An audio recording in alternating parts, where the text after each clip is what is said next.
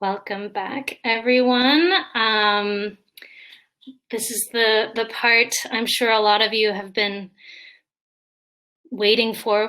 We're going to hear directly from CalRecycle. We've got Martine Boswell here, who's an environmental scientist at CalRecycle. She's been working diligently, nonstop with CalPOG to form and shape this thing and make sure that it's going to work for everyone. I love that they included in food recovery as a part of it. So, Martine, if you'd like to join us on the stage.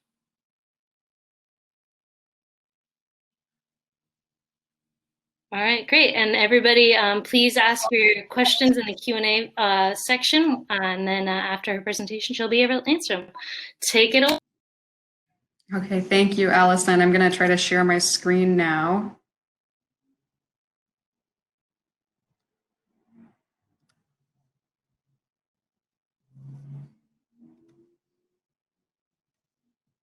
Allison, can you see my PowerPoint?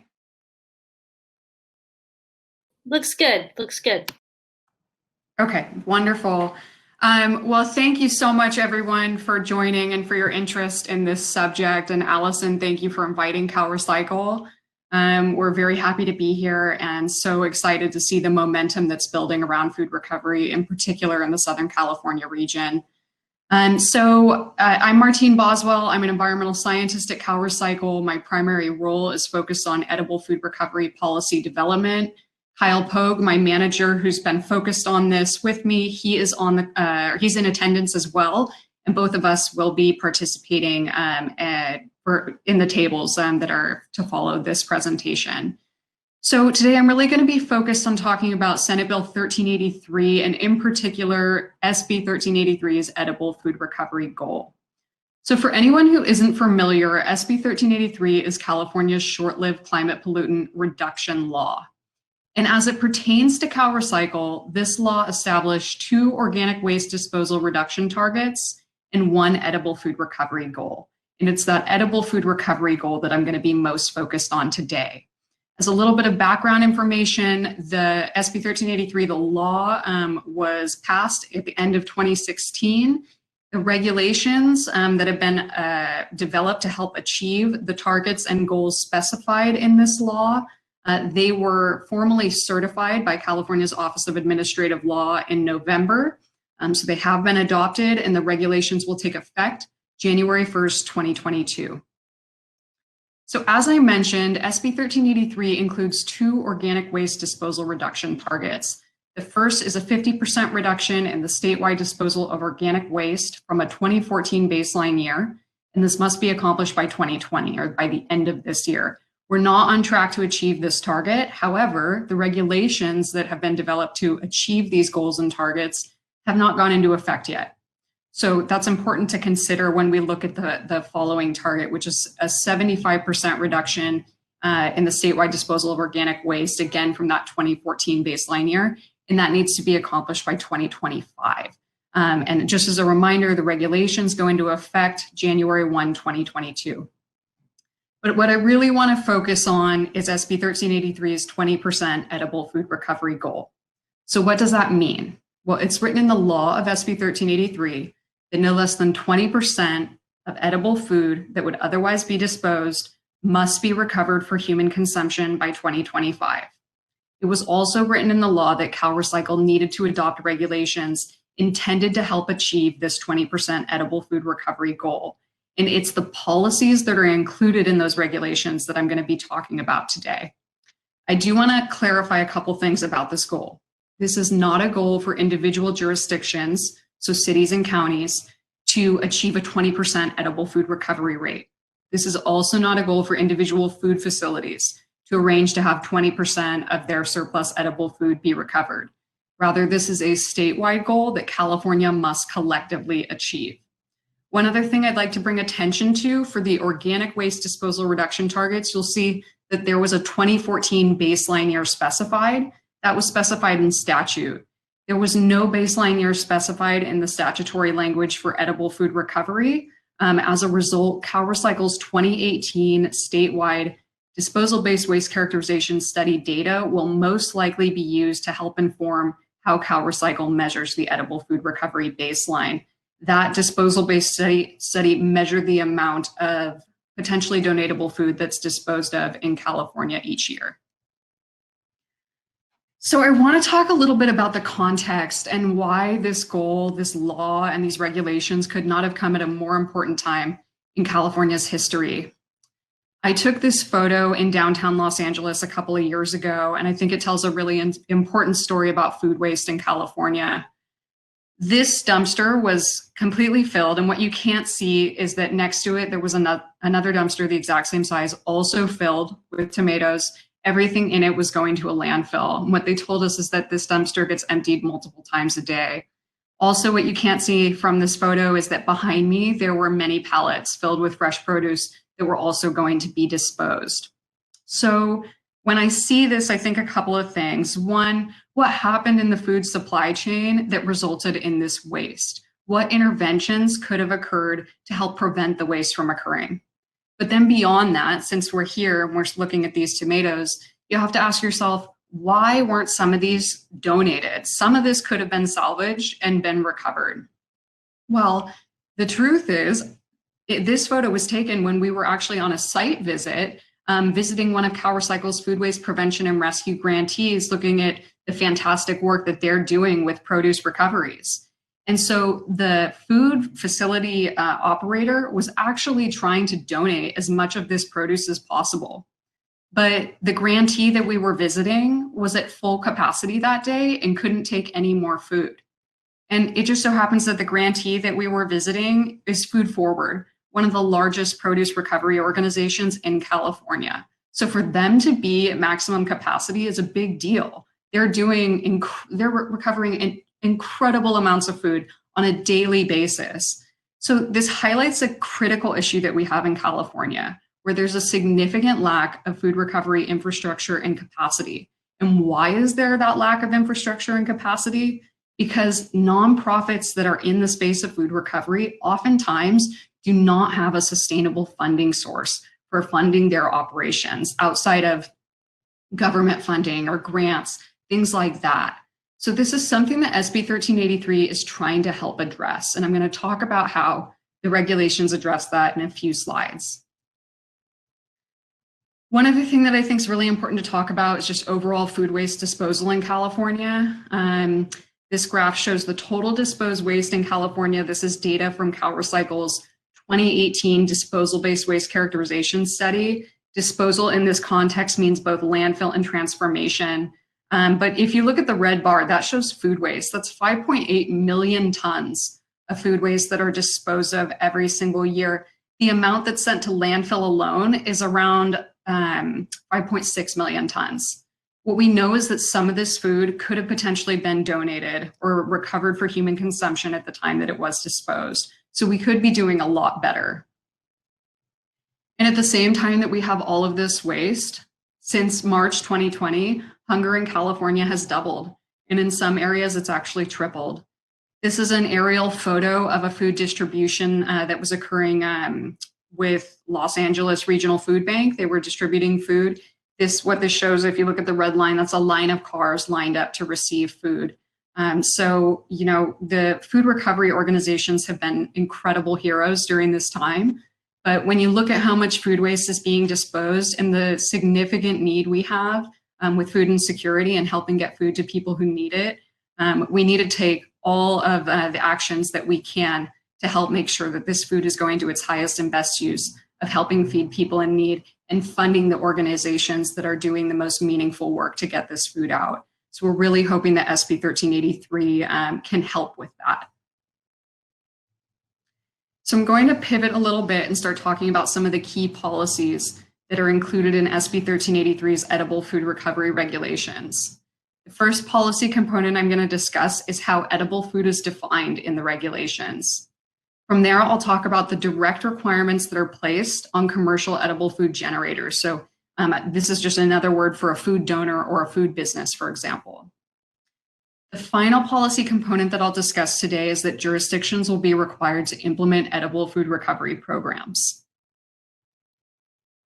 So what does edible food mean in the context of SB 1383? Well, edible food is defined in the regulations as food intended for human consumption. But just because it's defined in this broad manner doesn't mean that all food can be recovered for human consumption. So for example, we also specified in the regulations that nothing in the regulations requires or authorizes the recovery of edible food that does not meet the food safety requirements of the California Retail Food Code. So just because the food is intended for human consumption does not mean that it's actually safe to recover. It has to be intended for human consumption and meet all Cal Code food safety requirements. We also specified in the regulations that edible food is not solid waste if it is recovered and not discarded. So this is really important because this is food. This isn't waste. This is a material that is before the bin. So we really want to make sure that this food is going to its highest and best use of helping feed people who really need it. Just to share a little information about the photos on this slide, the photo on the left was taken from one of CalRecycle's food waste prevention and rescue grantees. I believe this was some of their recoveries that they were making from K through 12 schools and commercial school kitchens. The photo on the right we're just for example purposes saying that this is food that's been out on an unsupervised open buffet line where consumers are able to serve themselves. Most county health departments in California would not allow for that food to be donated. So again, just emphasizing that the food must meet all food safety requirements. So the second key policy component is that there will be direct requirements placed on commercial edible food generators, where these generators will be required to arrange to have the maximum amount of their edible food that would otherwise be disposed be recovered for human consumption. And they have to comply with this either through a contract or written agreement with a food recovery organization or service. So we've separated the generators into two tiers. Tier 1 generators will be required to begin donating starting January 1st, 2022. 2 years later, the Tier 2 generators will have to comply. We've separated the generators into two tiers for a couple of different reasons. The first is that the Tier 1 generators typically have larger amounts of surplus edible food available for food donation. And also it's types of foods that we do have infrastructure and networks in place to be able to recover. Many of the Tier 1 generators also are already participating in some form of food donation. So this isn't a new practice for them. Whereas the Tier 2 generators, they have smaller amounts of edible food available for donation than the Tier 1 generators. A lot of them have hot prepared foods. Overall, they're having a lot of prepared foods, but some of them have hot prepared foods, and that can be logistically challenging to recover. We don't have a lot of capacity and infrastructure or networks in place to be able to take that hot prepared food yet. And there are also additional health and safety concerns around recovering that food. So we need to give generators, food recovery organizations and services, and jurisdictions an additional 2 years to prepare for compliance. Now, a couple other things about this that I want to mention. When I talk about food donation in the context of 1383, or anyone from CalRecycle mentions it, for example, you'll hear the word donation, and that often implies that the food is going to be provided free of charge, or they're just going to be providing this donation of food.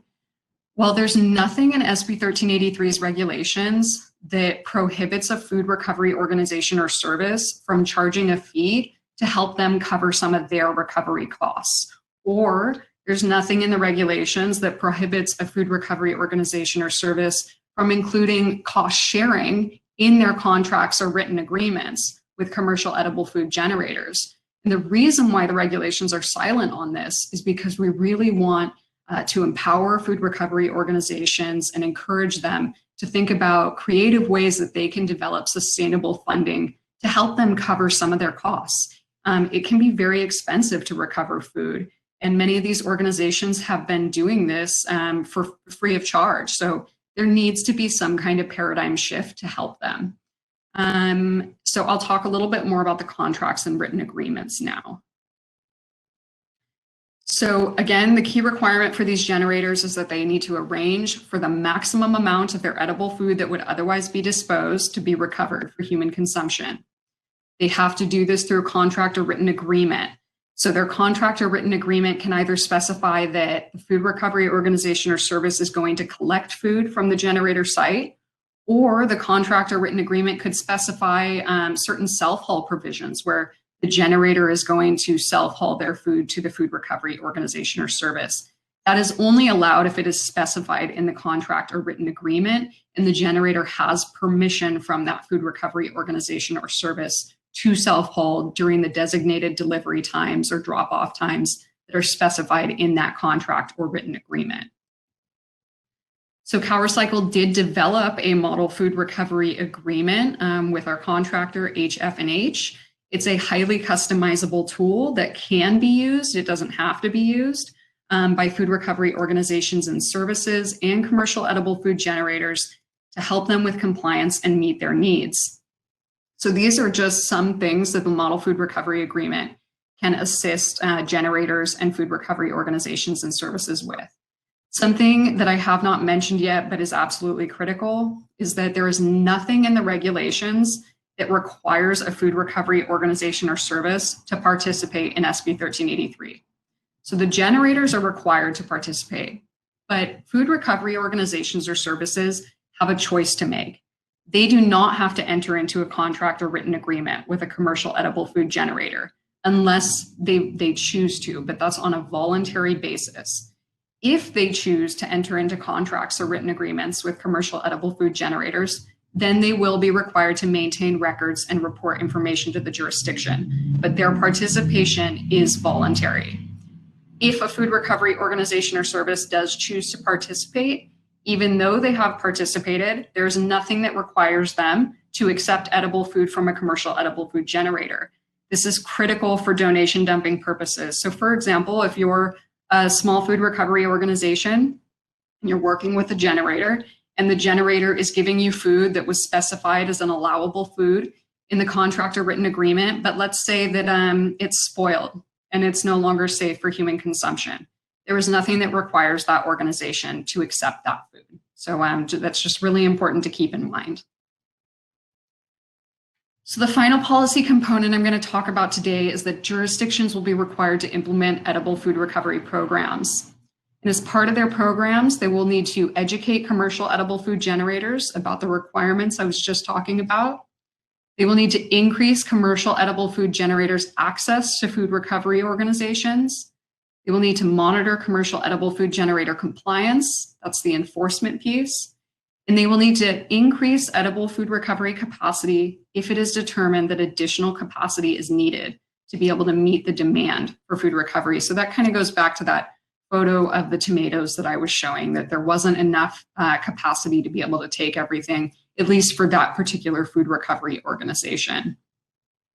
We also included language in the regulations that states that a jurisdiction may fund their food recovery program through franchise fees, local assessments, or other funding mechanisms.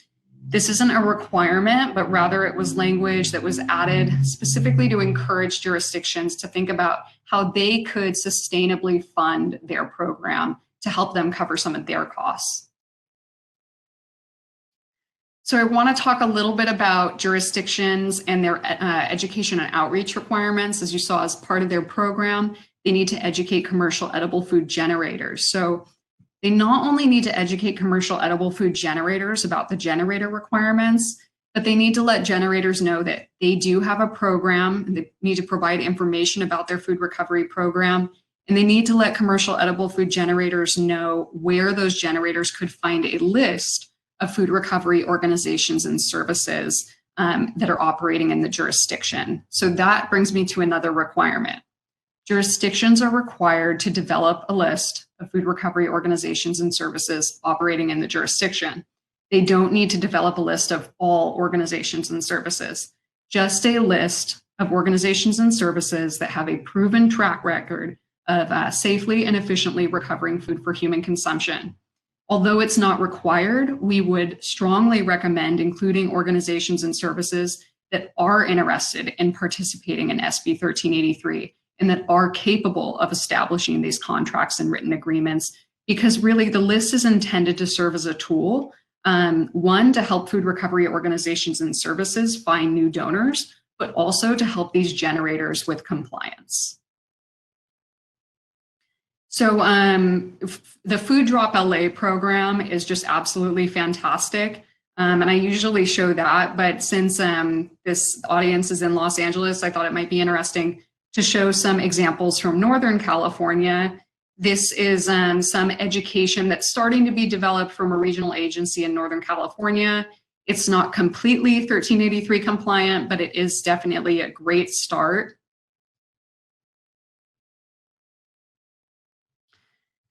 So now I want to talk a little bit about enforcement. Jurisdictions need to have an enforcement and inspection program. This goes back to that piece about monitoring commercial edible food generator compliance. So beginning in 2022, jurisdictions will need to start inspecting the Tier 1 generators. And really what they're looking for is a couple things. One, inspecting to make sure that these generators do have contracts and written agreements for food recovery. And two, that the generators are maintaining records. So you remember there was that requirement that the generator needs to arrange to have the maximum amount of their edible food that would otherwise be disposed be recovered for human consumption. So the jurisdiction needs to verify that the maximum amount is being donated or being recovered. So really the jurisdiction is going to be taking a look at those records to see if there's anything that stands out as a red flag that would maybe indicate that they are not donating the maximum amount. But these are really the two key things that they're looking for is, do they have the contract and written agreement? Are they maintaining records? 2 years later, the inspections of the Tier 2 generators will begin. And also it's important to note that there's nothing that prohibits a jurisdiction from contracting with their local environmental health department to fulfill some or all of the 1383 requirements. So for example, these inspections of generators could be coupled with their existing inspections of food facilities. So just as a brief review, as of 2022, some key dates, jurisdictions are going to need to establish their edible food recovery program. Tier 1 generators need to be compliant. Jurisdictions will also begin food recovery capacity planning. I didn't have a chance to get into that today, but there are robust edible food recovery capacity planning requirements. Jurisdictions will need to begin their food recovery education and outreach, and jurisdictions will begin their inspections of the Tier 1 generators. 2 years later, the Tier 2 generators will need to be compliant. Jurisdictions will begin their inspections of the Tier 2 generators, and jurisdictions will also be able to take enforcement action against the non-compliant entities beginning in 2024. So I mentioned that model food recovery agreement. That's just one of several tools that CalRecycle has developed. We also developed a model franchise agreement that includes food recovery components and a model enforcement ordinance. So I've put a green star by the tools that do include elements of food recovery to help jurisdictions, food recovery organizations, and commercial edible food generators navigate their way through 1383 and assist with compliance. So I highly encourage you to stay engaged. Although the regulations have been adopted, if you'd like to stay apprised of any relevant 1383 information, I highly encourage you to sign up for our listserv. That is the top link. And then the second link has SB 1383's, that's our general information page. That's where you can actually find the final regulations that were submitted to California's Office of Administrative Law. So if you do want to read the regulations, that's where you can find it on that second link.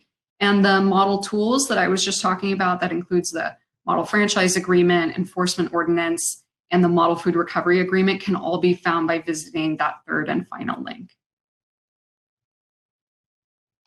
And that concludes my presentation. So thank you so much.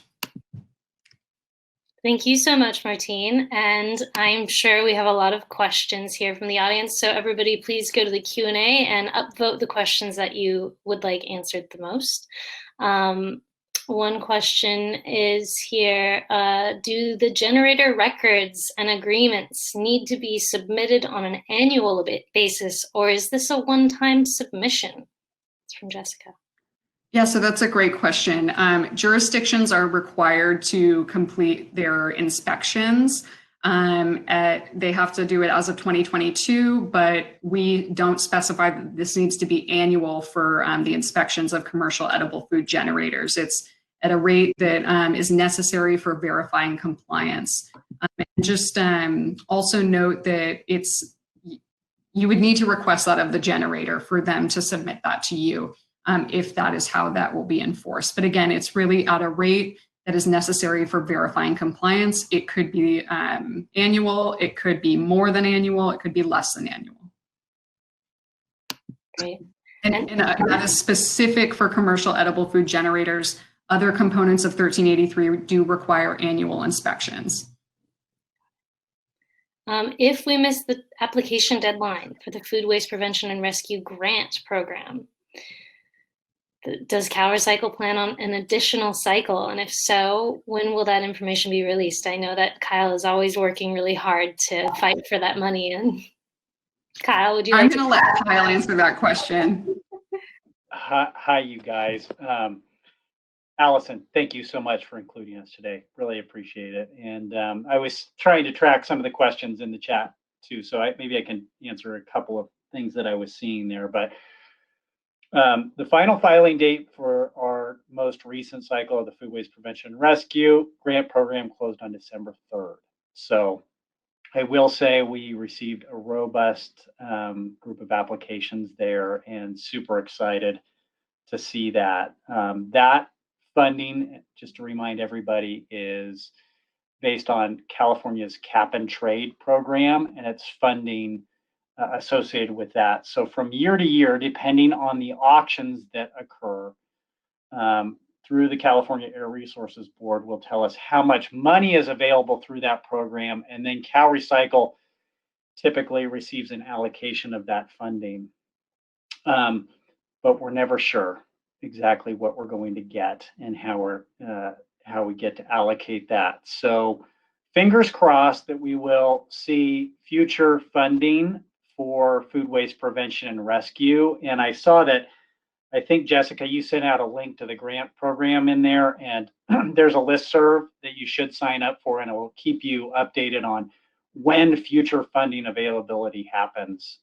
So really hope that we see future funding, and we'll continue to push for that and prioritize it.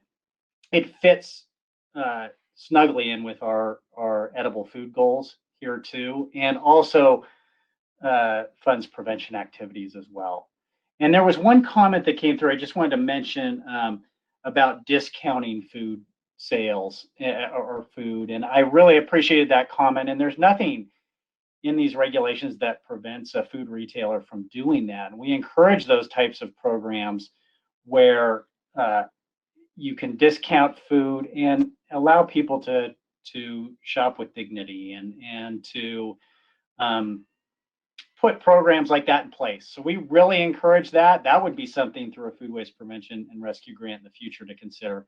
But really, we are working closely with grocery retail on some of this too, from a different angle, and encourage those types of activities. So I wanted to mention that. And then real quickly, I'll just say there was some discussion about food packaging as well earlier, and wanted to indicate that there is one piece of legislation that's trying to tackle that. That's SB 1335, and that requires reusable, recyclable, or compostable food packaging for state agencies that have food service facilities. And I just encourage you to look at that legislation, those associated regulations. It's a start.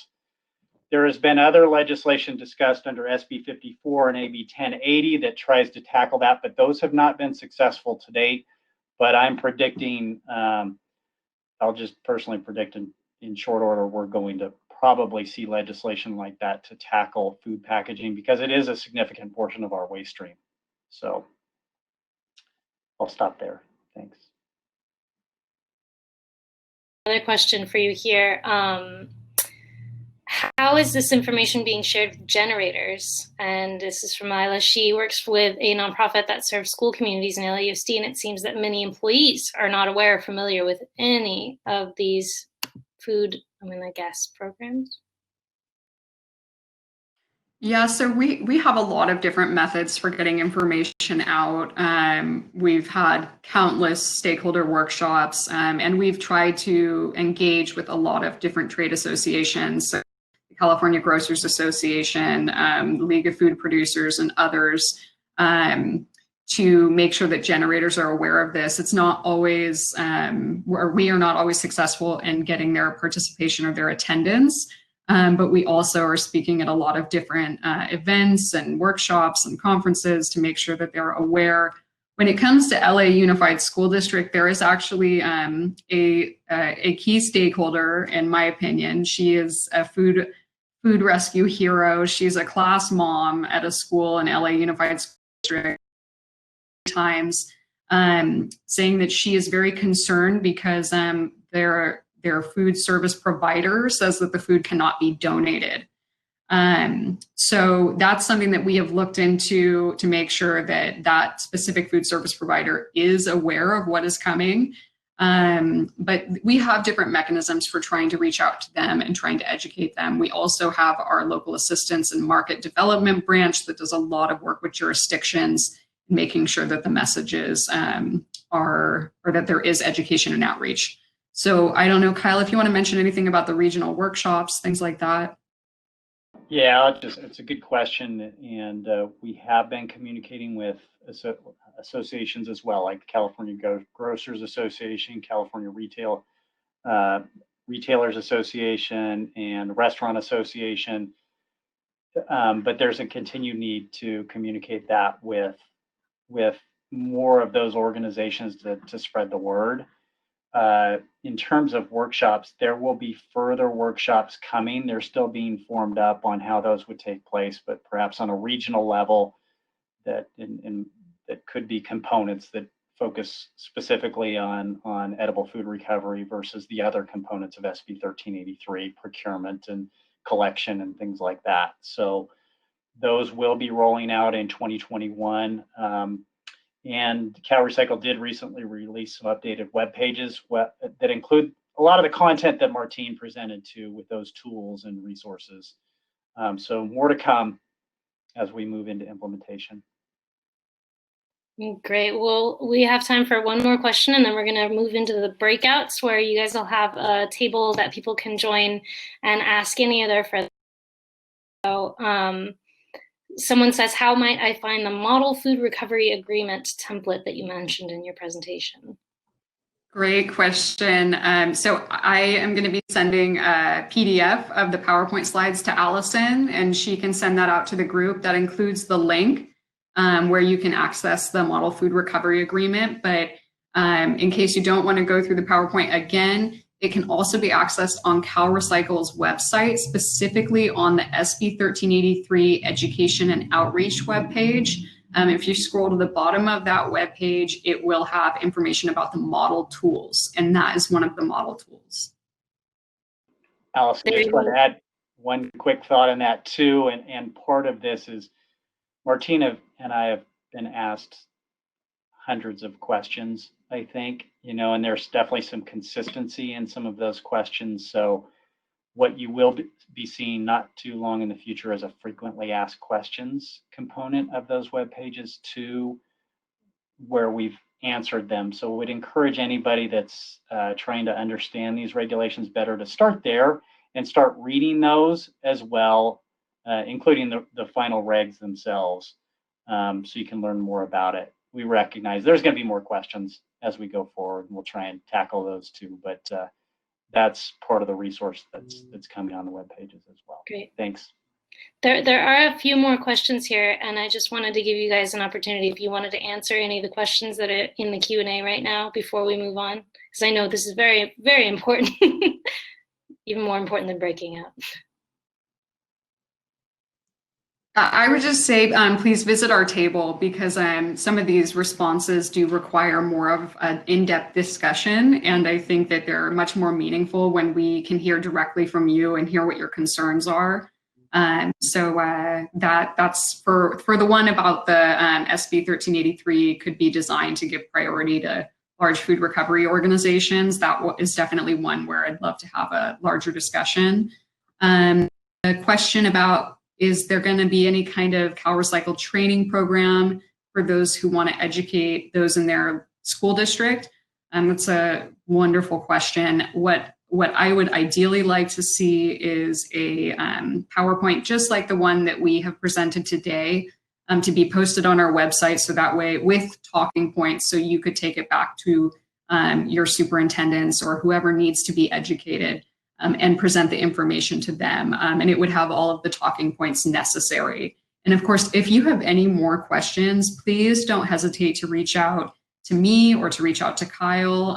We are here, and we are definitely happy to have those conversations with you and answer any questions that you guys might have. You guys. All right. So thank you so much for your presentation. Thank you so much for sticking around for the table. And speaking of the tables, actually, there is one thing I wanted to say too. I have been working so hard to provide a app that will help all of the cities and jurisdictions, particularly for SB 1383, for everyone that has a food donation to be able to not only connect to a nonprofit organization that can pick it up, but also do all this tracking that you guys need, tracking who is it that's picking up, what kind of food it is, when it was, who got it, who donated it, and then how many pounds of food it was. So please stay tuned for that. I've been pouring my entire life savings into it, and hopefully it'll be done soon. In the meantime, if you go to CareTap.com, you can already post a food donation, and then I'll personally help you find a nonprofit to help you, such as several of the nonprofits that are here, like Food Cycle, Nancy was mentioning. They are incredible at picking up food from all different regions of LA. Food Finders, I'm sure, is here or was here. Food Forward, as you guys mentioned, is one of the biggest produce picker-uppers around Foothill Unities here. You know, LA Regional Food Bank, they're great too. So anyway, moving on. All right, thank you, Kyle. Thank you, Martine. We have these breakout sessions that in just a minute, everybody back to the floor. Now, if you haven't figured out how to move around on the floor yet, this is the time to do it. On the left-hand side of the screen, there's a little thing that says 1 and 2, and it's the floor plan. We all started out on floor 1. We're gonna all go to floor 2 now, and we're going to find our table. If you wanna go to the SB 1383 table, it'll be there. If you wanna go to any of the other tables, you find an empty seat. Now, if there are no empty seats, that's okay. You'll have 2 more chances. There are 3 breakout sessions. They're gonna be about, we're running over time, so they're gonna be about probably 15 minutes each. And you'll be able to meet with 8 people at a time and discuss. Now, the breakout tables, let me give you a real quick introduction to who is here. We've got Marianne Kulikoff is going to speak further about how to keep up with COVID in this time. So anybody has questions about being a nonprofit organization during this incredible COVID time. I personally have COVID right now. I've had it for like a little over a month, and I've got the long haul, so it's not fun at all. Then we've got Emily Parker's table, Foundation Funding Further. She's going to go on a little bit more about how to get funding from foundations. Then we've got the CalRecycle table. Hopefully, we've got somebody from the LA County Health Department. I know they're having some trouble connecting, but they have a table there.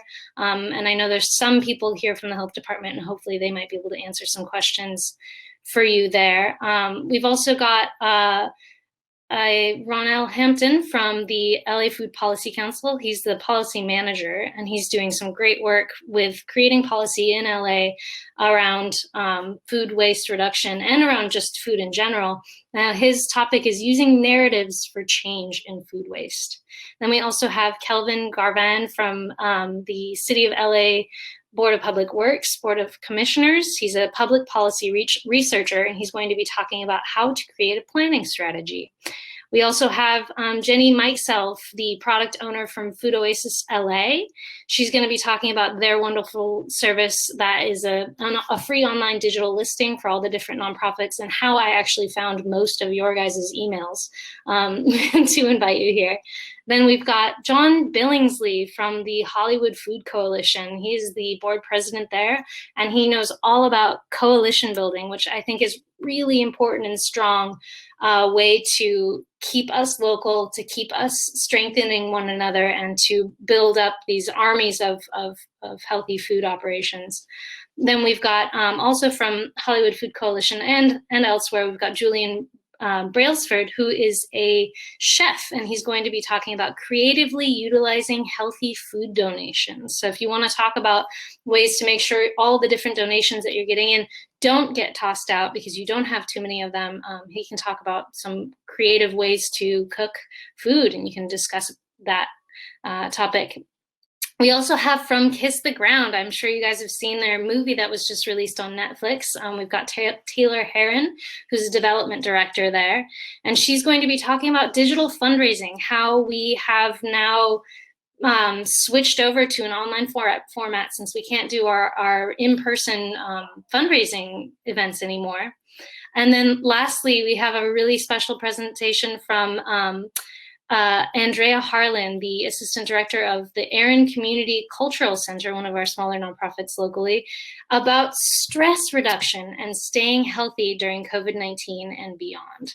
So everybody, in just a minute, when we have the floor, go to floor 2 and find your table, and then I'll send out a little timer to let you know when time is running out, and then we'll go into another 15 minutes where we'll be able to go to another table and have a discussion, and then again, after 15 minutes, change tables again, and you can hit 3 tables, and then after that, we'll have a free talk where everybody can just mix and mingle until this event is over around 1 o'clock. All right, so we're off to the races. Everybody go join your breakout tables now.